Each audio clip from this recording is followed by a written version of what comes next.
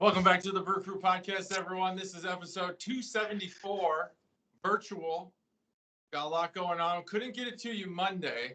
And in some regard, we couldn't get it to you for 2 Mondays in a row. But we did. If you like looking at us, we got you a podcast. I love that everyone diverted to the fact that we were pulling an April Fool's trick. And I wish we would have been that clever. Gosh, I know. When you said that, when you texted me that, I was like, how could we be so dumb? Yeah, that should have been our first thought. We were serious about the video, and the sound was accidentally excluded from the podcast. Wait a second. I thought you said that we were going to go with that we were DCMA'd because of our singing. You laughed at that idea, and I thought because I thought it was funny. I popped for it. I popped for the gimmick. Oh, so the real story is that we sang the entire podcast, and we got DCMA'd. Yeah, I was singing More Than a Feeling. Yeah, More Than a Feeling. I was actually watching a video. This actually did happen. I was watching a video. I don't know that they're DCMAing the whole video now. They're just doing the chunk. I was watching best drum intros, and I watched all 20 drum intros. There's 20 best drum intros, and it was just this guy who does awesome drumming videos. And he played the System of a Down Chop Suey intro, and it was silent. I was like, where the hell did it go? But it's because it's so exact that they thought that it was being played through audio cable or something. I didn't realize that you were into drumming. Maybe that should come up a little bit more often on the pod. Yeah, we can talk about it anytime you want. I'm currently a beginner. I got pop for that. His name is Estepario something. Siberiano. I'll Sabaros, yeah, pizza. His channel is he's probably one of the best drummers I've ever seen. It's great. Anyway. So some of the things we're going to rehash from next week, some of them are going to be lost to the annals of history. I think I'm using that word right. So the most important one were gifts that JT and I received. This is going to be a better camera angle. So if you like looking at us, honestly, the Skype episodes are a lot better. So JT got one that was, JT flipped that over, that was adorned with his name, JT. I got one that says Matt. And then we've got other ones that say official Chuggalo. Whoa, that's awesome. So we will deploy these as we see fit. These are heavy. In case you're out of Ninja Stars and you're watching Shogun is sweeping the internet. You could throw this at somebody and probably kill them. What is Shogun? What? Oh my goodness! First of all, thank you for this. This is amazing. Yeah, it was my birthday gift from Chuggalo Ryan, and he brought it up. He was one of the first people. He goes, "Why is there no sound?" And then obviously stopped watching. But we bloviated. I mean, we probably spent 25 to 26 minutes just loving Ryan. Was that it? Yep. I mean, we really got a lot of love in for Ryan. Talking about our similarities, our differences, our agreements, our disagreements, and when I say "our," I mean you and me and him, not just you and him. And the important thing is we just bloviated Ryan all we could, just all the bloviations. But his, I think he whittled these from a old wartime ship. I think that's how you do it. I think doing a little bit more research, he found a old Navy ship as an ode to JT. Yeah, and thank you for Navy ships. That's great. I know a lot about handcrafting, so we got that out of the way. So again, Chuggalo Ryan, thank you for that birthday gift. Thank you for using my birthday gift to give JT shit. Yeah, so I appreciate that. That's awesome. Really fucking odd. So Shogun, is this a Netflix thing or what? What is it? Hulu. It's Hulu. sweeping. It's based on a book by an author. It's not. It's ChatGPT book. The books I've read, they're by authors. It's 8 episodes in, and it's intoxicating how rich in depth it is. So it's a dramatization, obviously, but it's based off historical principles that were in 17th century Japan, just as the Westerners, namely Portugal and England or Great Britain at the time, are getting to Japan. It's awesome. Political. Awesome genre.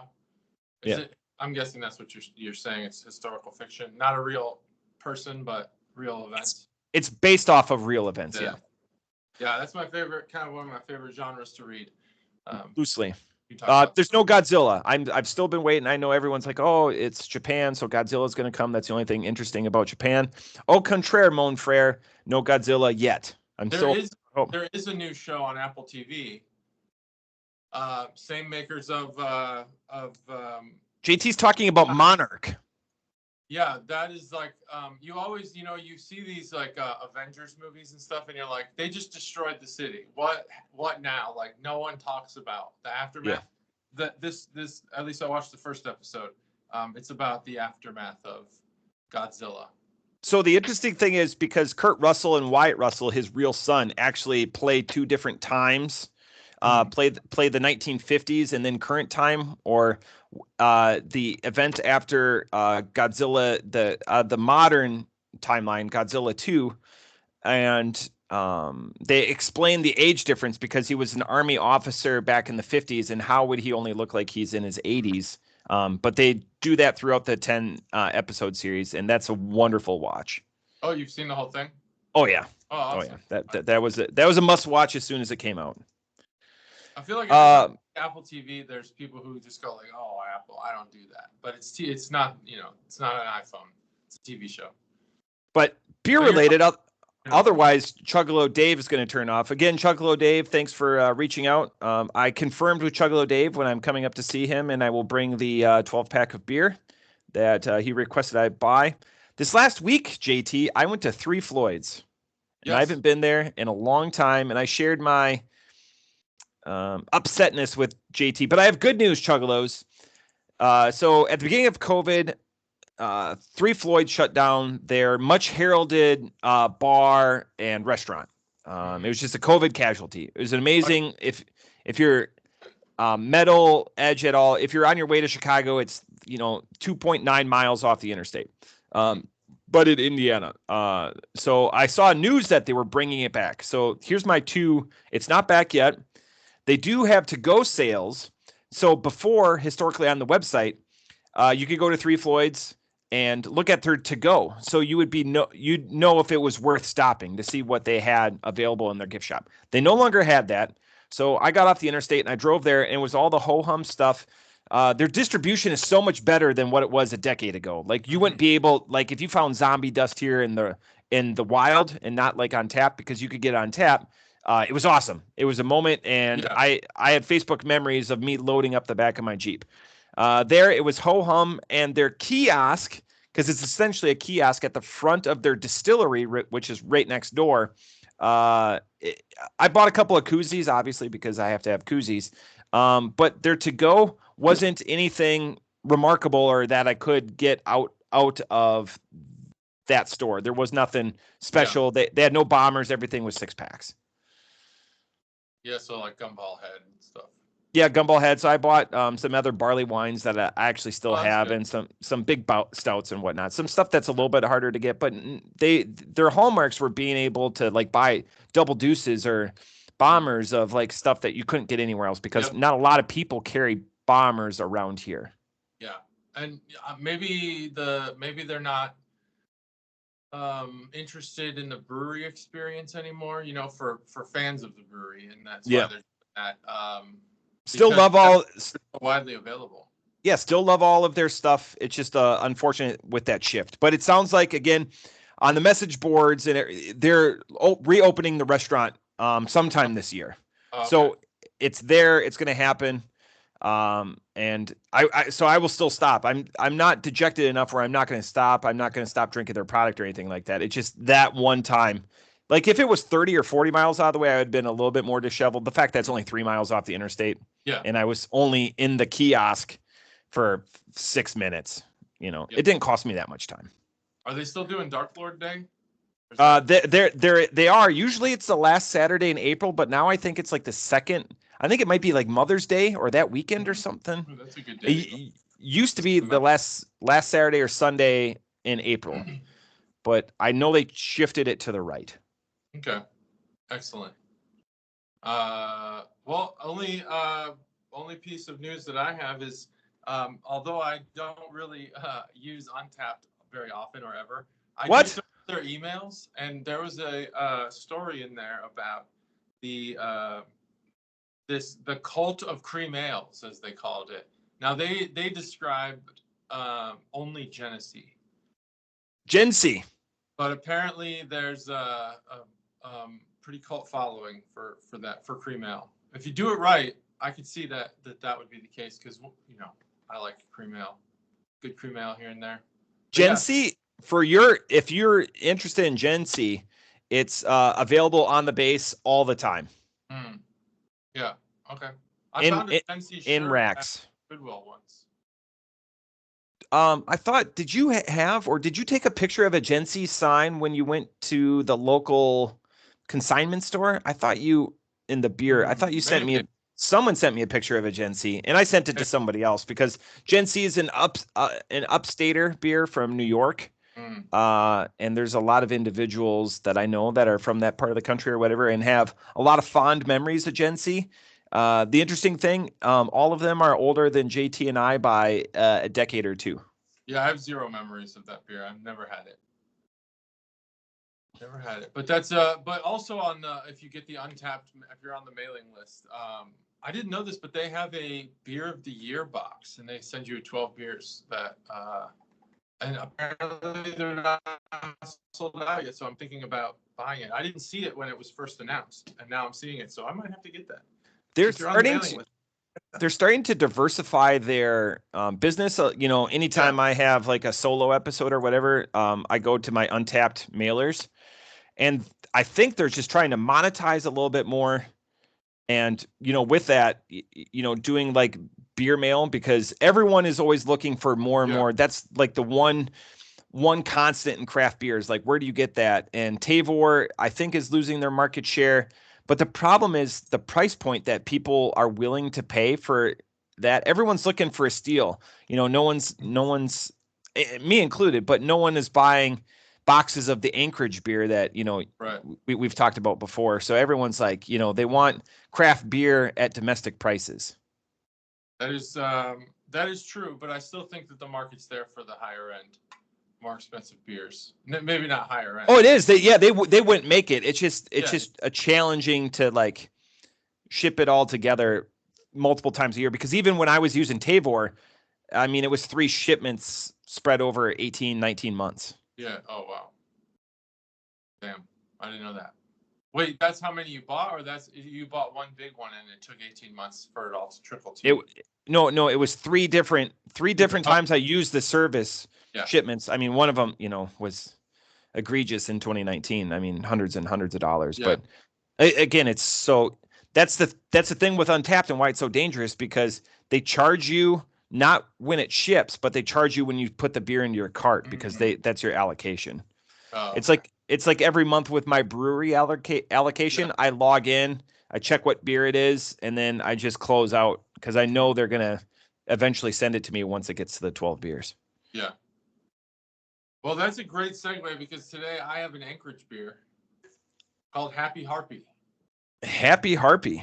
Yeah, can art is awesome. Happy Harpy is a double IPA, 8.4%, brewed with Motueka, fermented with Hazy Chico yeast, DDH with Motueka. I think you nailed it. I think the Motueka people are going to be very happy with you. Is that how you say it? I've Monteca. You'd have to spell it for me. I'm going to look it up. There's no better way to find information than to look it up. And you said 8.4, because I'm updating the spreadsheet. Yeah. And it's a DIPA. So the beauty is, because you guys couldn't hear me yesterday, Bloviate, I'm gonna do a reattack on Toppling Goliath Big Suits. This is a triple IPA. This comes in at a resounding 9.8%. None of you heard it. That's right. And the reason I wanted to do this, one, we were separated, but there was value redoing this beer. One, to give the DAP to our wonderful friends up north at Toppling Goliath. But 2, I didn't want to tread on new stuff without JT. I appreciate that.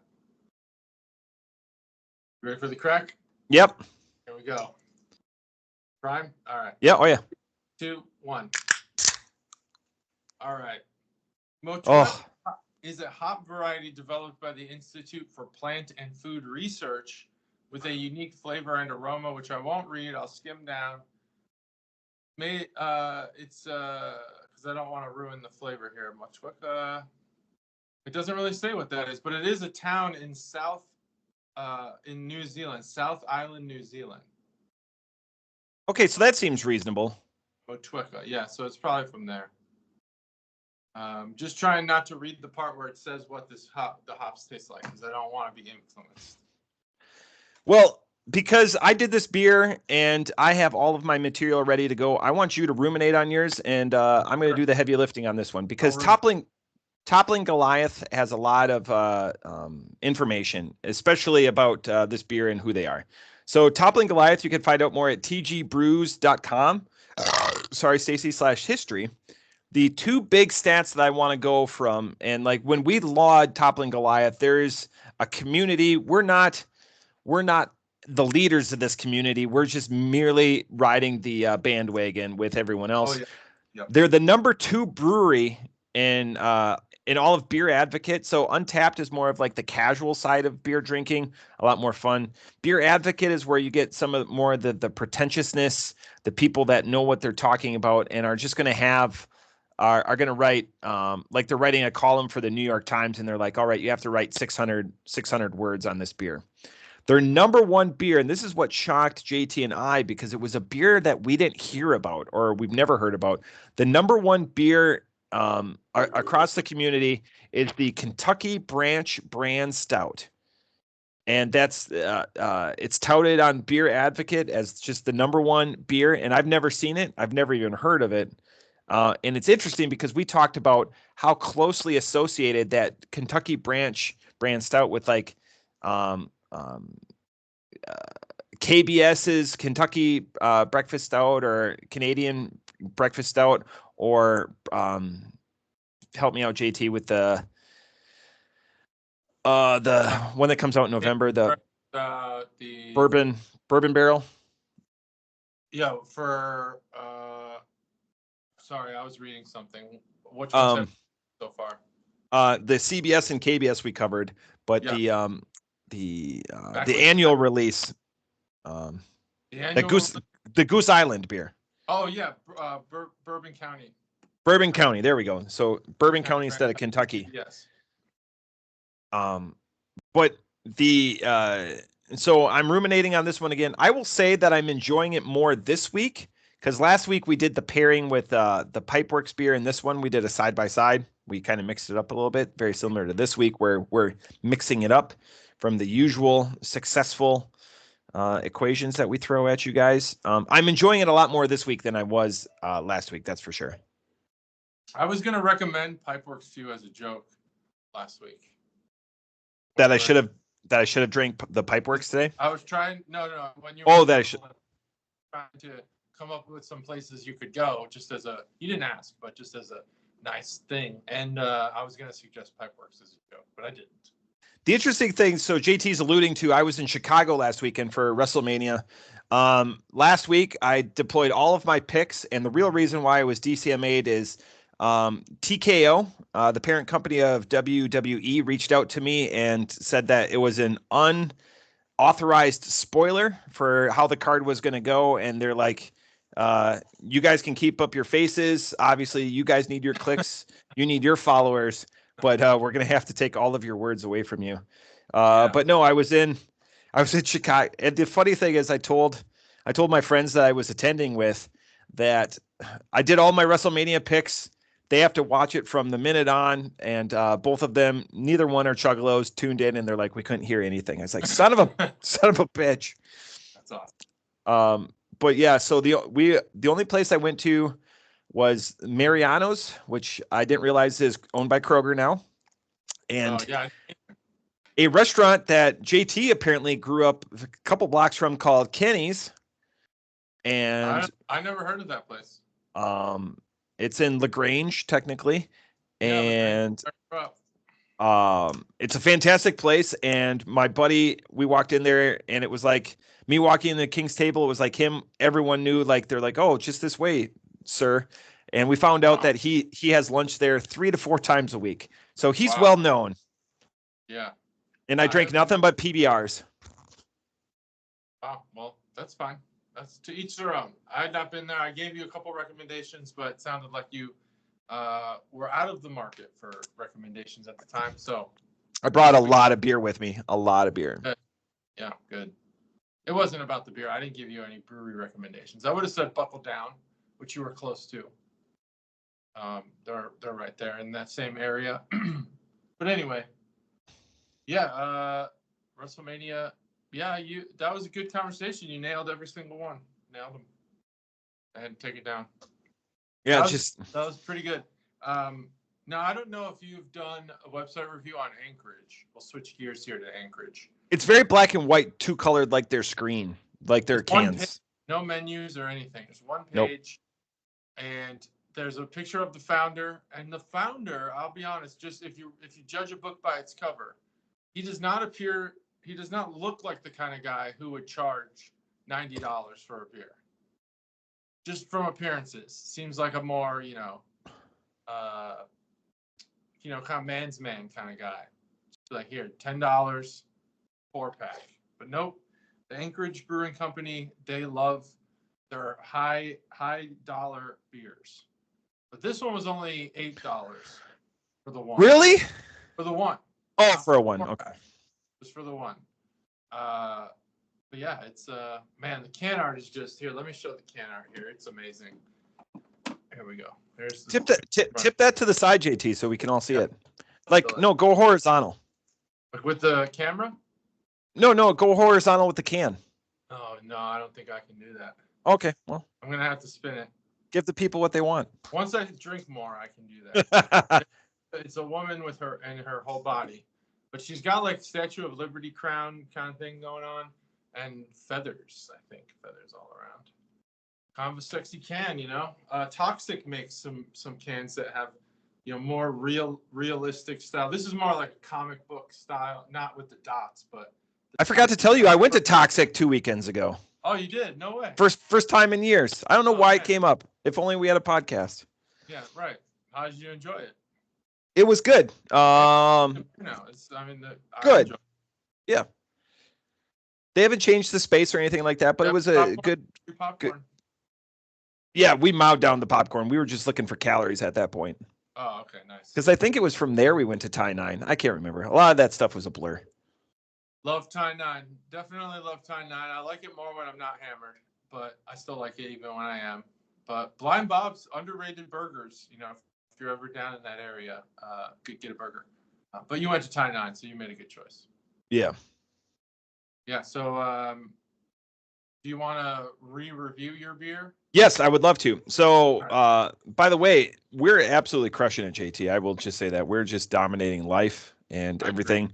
So, the interesting thing is to keep in mind that Big Suits is a triple IPA, so it's going to have a lot more dankness, a lot more flavor profile to it. Last week, I'm just going to, off the top rope, last week, I gave it a 4.0.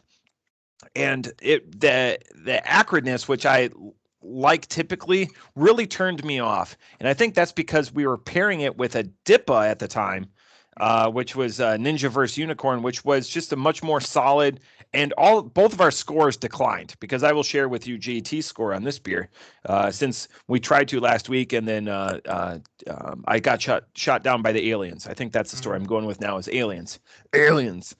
Off the top rope, last week I gave it a 4. I'm fairly confident that I'm still between a 4 and a 4.25. So even though I'm enjoying it more, I appreciate that there's other better IPAs out there. It's just interesting from Toppling Goliath, because besides Dorothy's Common, I think all Toppling Goliath beers exceed that like 4 or 5. So this is an underperforming Toppling Goliath beer. Amongst its peers in the 9 to 10% triple IPAs, this is head and shoulders above them, just because of the body that it has and the enjoyment and the conversation that it creates. It's just amongst Toppling Goliath beers because, again, I try to be consistent. If it's going to be a 450 beer, stories about that after JT gets done with his beer review with 450. I wrote it down. I'm confident with saying off the top rope, I'm still at a 4.0 at this, but I'm enjoying it. I'm glad that we're able to get this together and the volume works. The volume, as far as we know, the volume works. And I was at what, a 3.0 on that? Was it a 3.0? You were at a 3.25, and that's what I forgot to say at the beginning of today's episode. We should have just went. Yeah, that would have been funny. Do you think we would have lost people again? Like in the first 5 seconds, we would have been like, fuck this. I have so little, I realized that I have so little patience on YouTube specifically. I'll judge your video in 10 seconds. It's over. Actually. Really? Like I need to be engaged within 10 seconds. But you know what really it is? There's a lot of YouTubers who speak the same. Yeah. They have this like YouTube dialect and I can't stand it. So if that's how where the last word of every sentence is higher or more emphasized, then it's just a weird. I'll try to give an example. They'd be like, you're listening to the Brew Crew podcast, and we're here to talk about beer, and it's like, stop doing that. Like, no, their tempo. Cool on talking on YouTube. You can just provide information. I watch a lot of documentaries on YouTube, but if the YouTuber sounds like that, I'm done instantly. I turn it off. I can't, even if the information is phenomenal. Do you think they'll ever make a documentary of the Brew Crew podcast? I'm already working on one right now. Who would play me? Well, it's a documentary, so I know. Be you.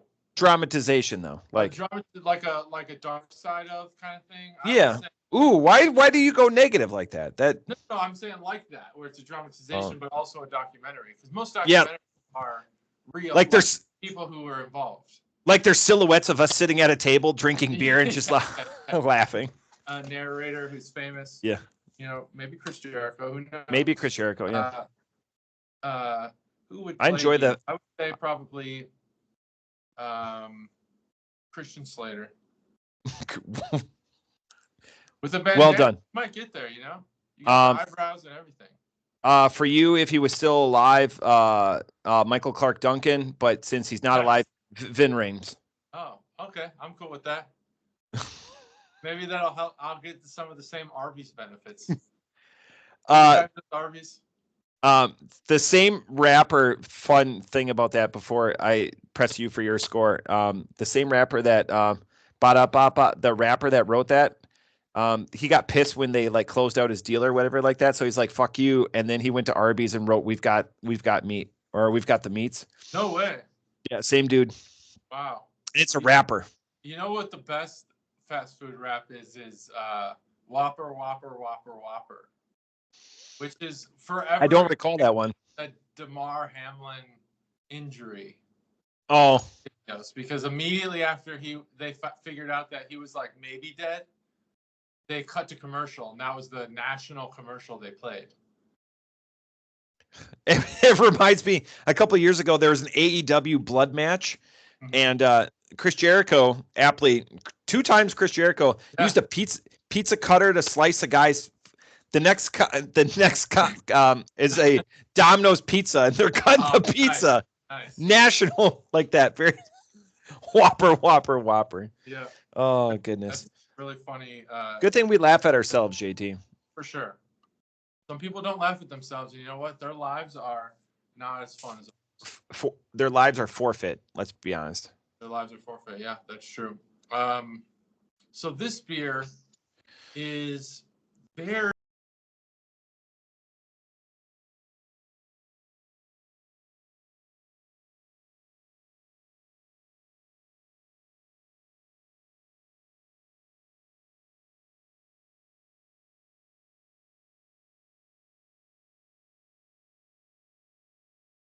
flavor out of most especially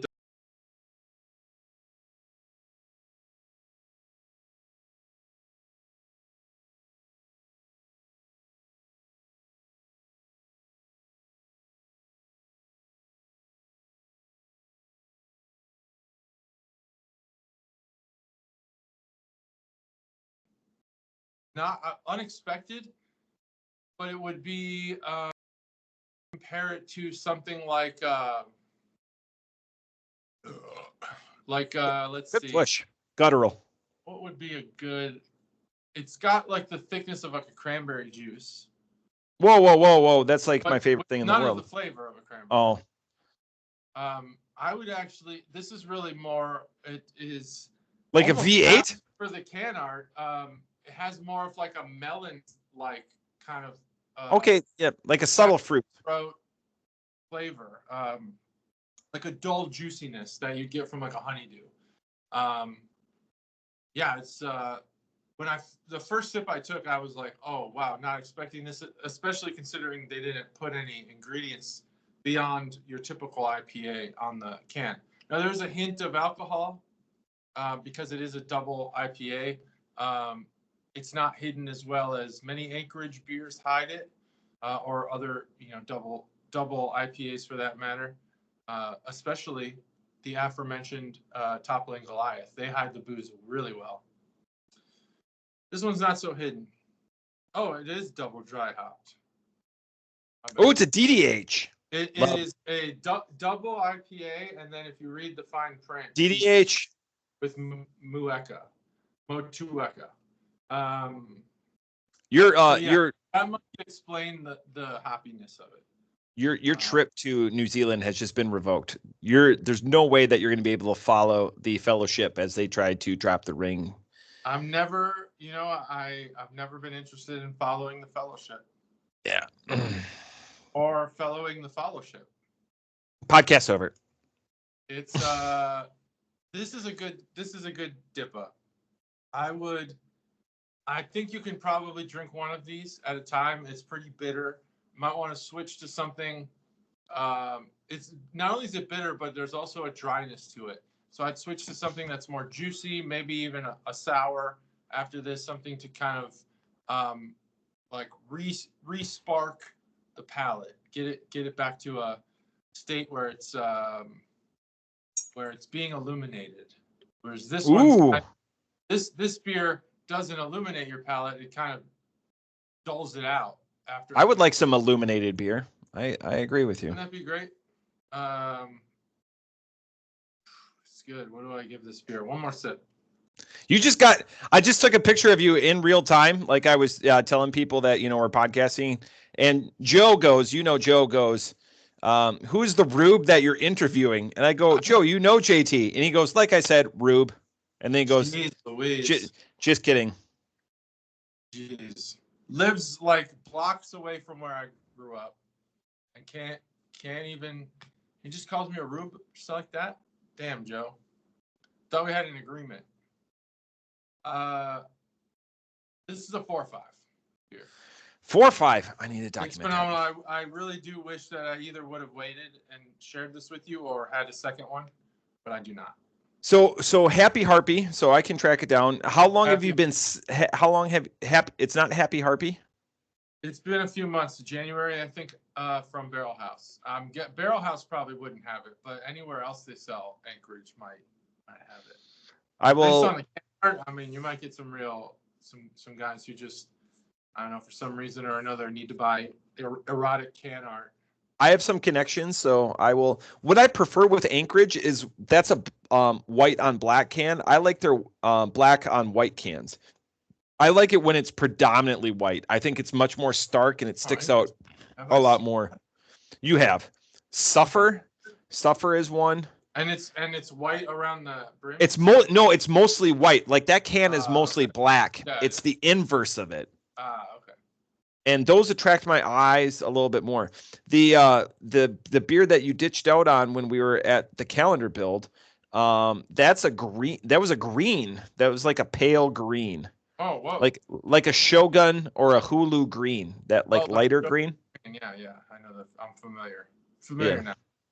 Hulu green. Yeah, the one that you left. You're like, I don't want any of this beer, and then you left. Yeah, that's exactly what happened, actually. We've got a couple minutes left, and last week You, and the reason why your voice was canceled out is you gave the World Series winner, and we don't want to do it again. We can't have 2 weeks in a row of not being recorded. Do you want to talk about any of the baseball thoughts? Baseball thoughts. I have so many baseball thoughts. I also do have WrestleMania thoughts if you want to talk those. But and I have 450 thoughts. So what do you want to talk about? We can talk about whatever. I can do quick baseball thoughts. The league is wildly young, and I love it. It's amazing. I love that there's attention being paid to call-ups, more so I think than ever before. I know a lot of these guys are big names like Jackson Holliday, but like even the guy on the Brewers, people are paying attention. And I think that the Dodgers will eventually catch fire, but right now don't look hot. They don't look well oiled, that's for sure. Yeah. The biggest takeaway for me, and then I want to get to JT's thoughts, is the injuries, especially with pitchers. Top of the line pitchers are going down in flames, for a litany of reasons, and it's hyper realized by JT and myself because we're in a fantasy league, and baseball fantasy is different than football fantasy. It's much longer, and it takes a little bit. Everyone's like time or whatever. It takes a little bit more because there's a lot more moving pieces, and you have to worry about batters and hitters, or batters and pitchers, excuse me. But there's a lot of people complaining,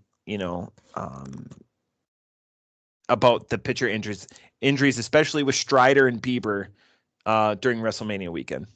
Yeah. My thoughts on the pitching thing are everyone should at least, if you don't need to hire Trevor Bauer to play baseball on your team, but everyone should go back and watch the old videos of Trevor Bauer's pregame and in between start routines, because his was a very human approach to maintaining health. There wasn't these insane science methods, which I'm a pro science guy, but he was just like doing arm care routines that were you're capable of doing on your own, especially long toss. And I think people need to go listen to Trevor Bauer because he was onto something. And I think these pitchers might be throwing weighted balls, which has been slowly statistically being proven to cause injury.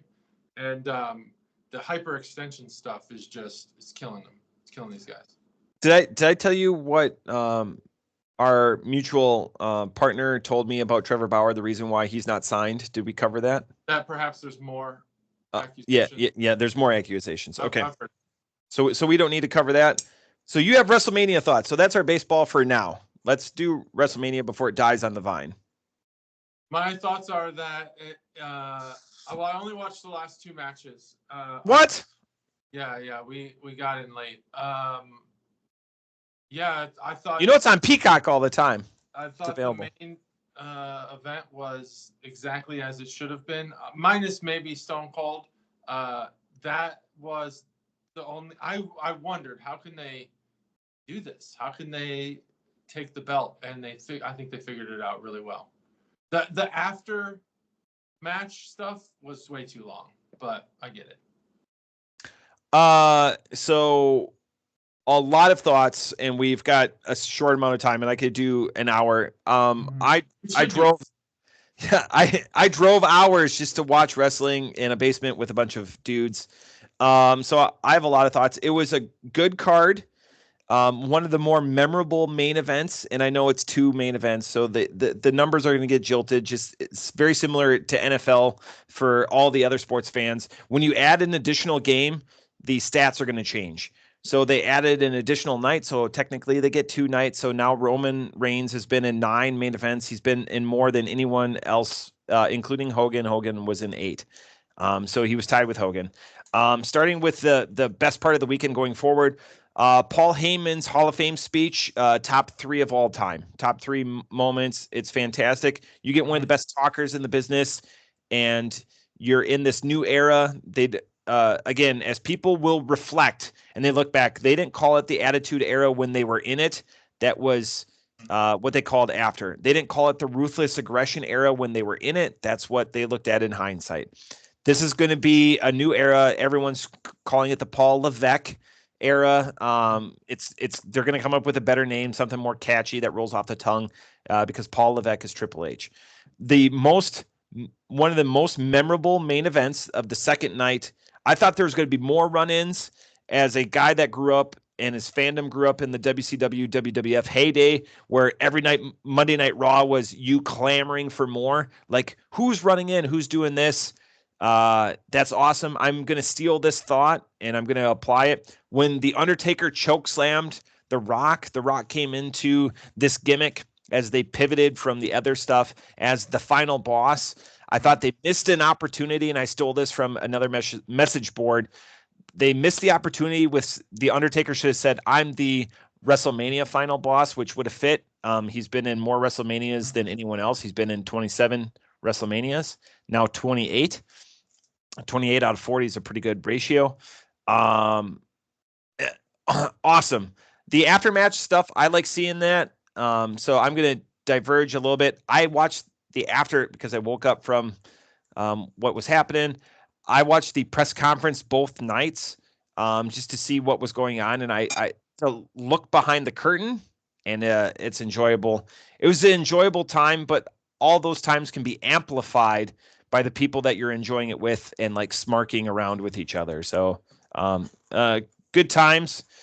Sunday I was at home watching some matches with my daughter and stuff like that too. So it was nice that she got to watch, she got to watch Bailey win. So another positive experience, just positive experiences. The weekend always goes too quick. That's going to be my biggest complaint. Too fast. We should add an extra day to the weekend. It should be Friday. And I started on Thursday. I got to Chicago at noon on Thursday.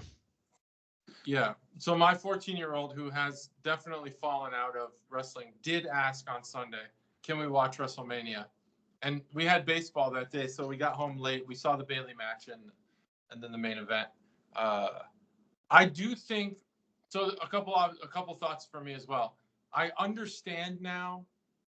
I'm not saying that it was bad, but I understand why Vince McMahon had a rule about mentioning him during the Hall of Fame speech.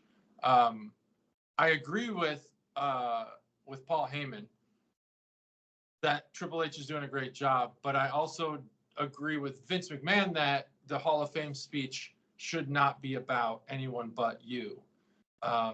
It just seemed weird to me that he took that moment, but also appropriate.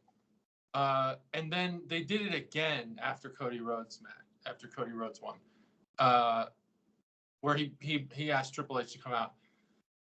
I don't know if I like that personally, but I get it. I do get it. And I like this era, this Paul Levesque era that you talked about. I think that the look behind the curtain, as you described it, is I think this is a Triple H thing. I think what he's doing is introducing the internet age, the internet group of viewers, to the idea that, okay, everyone says like, oh, you watch wrestling, whatever you say after that is fake or it's dumb or whatever. Yeah. Everyone knows there's no behind the scenes. Everyone knows it. Kayfabe exists. And they're giving you a little bit of that. They're pretending a little more. Like, LA Knight and AJ Styles are really going to fight each other off camera.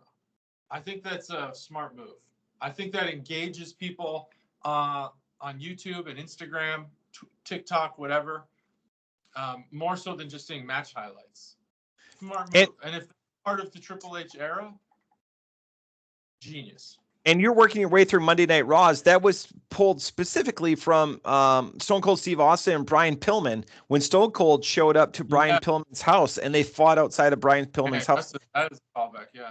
Very, very LA Knight, AJ Styles-esque, where he shows up to his house. The cops showed up. They're all in on it. And that happened just an hour from here. That just happened just over the border in Kentucky. So because the Pillmans are from the Cincinnati area. Yeah. Well, it's even more, I think they're going even deeper. They're kind of lifting the veil, if you will. The wrestlers are referring to each other on official WWE, videos, I guess, or shorts. Yep. By their real names in some cases, like to make it more real. Blur it. Blur the lines. Blur the lines. Make it more real. It's just I think it's phenomenal. Whatever they're doing. I struggled trying to figure out whether or not I was going to continue going down modern wrestling when my son falls out of modern wrestling, because I've been watching the old Raws. Mm-hmm. And some of this new stuff that I've been seeing has been engaging, I'll admit. The only thing I was wrong about is I didn't think they were going to take the belt off Gunther, but it made sense. But I did pick the Damian Priest coming out and cashing in I was the minority on that one. That's why they canceled me. That and the Aliens. Yeah, that's why they canceled. I'm not a Damian Priest fan. I think his wrestling is good. His mic work is not good. Bondage Undertaker? He can make it work. Bondage Undertaker. I think he's more of a Bondage Razor Ramon because he does use the yes.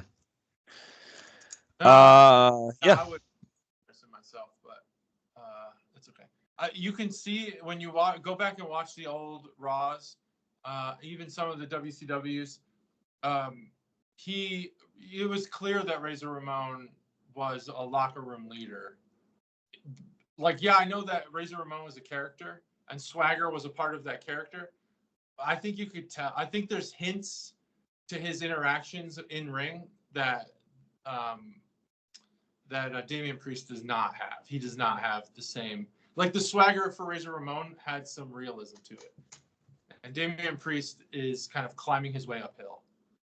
He because Undertaker still didn't have his voice. There was a couple of locker room leaders during that era, during that transitional era. Razor, by all accounts, historical now, led through his actions. He went out there. He did the shows. He did the 330 matches a year, the grind that everyone else did. But it wasn't that he was very vocal because but his words meant something. Everything was gravity. Why am I talking? Like the weight acronym, as we talk about in professional spheres. And there's funny moment in one of the WCW pay-per-views where they do like a multi-tiered cage. I don't know if it was only one time or if there were more of these events. It was just one time. Almost tell that none of them believed in what they were doing in that moment. You could see it in Hulk Hogan, Razor Ramon, Diesel. They were all in that match. Yep. And none of them gave two shits about that match. It just they did because they're performers, but they didn't. You could tell. Once you get there, one of the old matches that one of the old pay-per-views that I woke up to like 4:00 on Friday and was Capital Carnage. It was 98. Prime, like Ministry, Undertaker and stuff like awesome. And it came from London, which London is always a hot crowd. But Capital Carnage, highly recommend. 98. Right, I'll check it out. I'm still in 97, so I got ways to go. Every time I change years. Starrcade 97 is one of my favorite pay-per-views of all time. Oh, nice. I'll have to check it out. That's a December one for WCW. Okay, well, yeah, that'll be a long way. I'm in July right now. So that's it. I got to go. You can stick around if you want. But you can't stay here. That would end the recording because you can't record solo on this. But that's fine.